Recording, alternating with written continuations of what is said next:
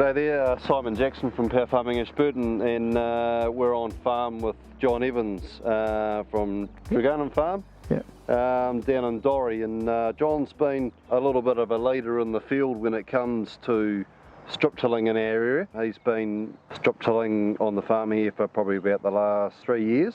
Yeah, well, I've got a lot of vegetable seeds and most of it's in half-metre rows. Time frame after the cattle come off, grazed and oats, and then getting it into to the spring crops is always a bit of a tight one, wet springs especially.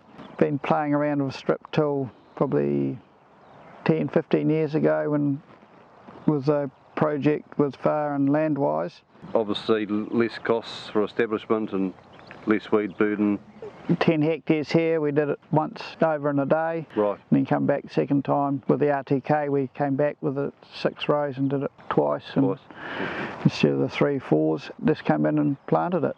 Well, we're using it on most of our vegetable seeds, spinach, the radish here. We did last year was Chinese cabbage transplants. The other one crops we're doing is maize silage, beans, broad beans for silage. We've done sunflower for oil and silage production. Right. So done it all.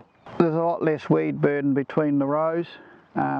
Single pass is brilliant. You know, go out and plant 10 hectares and you've done it, cultivate it and plant it all in a day. With a 100 horsepower tractor.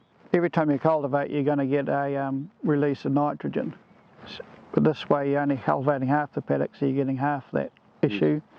You're looking after the soil. You can come, if you've got a lot of row crops, you can come in and split between them next year.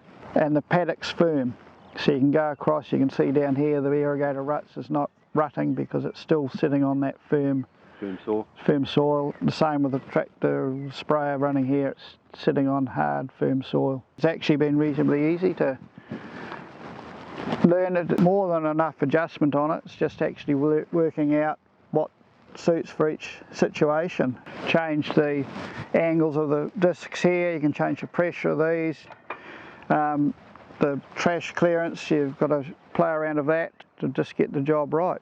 We're able to cultivate a very narrow strip in the field versus American type units, say it's cultivate a very wide strip. So as John alluded earlier on, if you're running an American machine in 500 row spacings, you're virtually doing full cultivation. So the European equipment certainly suits our cropping regime or farming regime down here for seed production and vegetable production. Is awesome being able to learn something new as well. You know, cultivation is cultivation, but this is something different, something new.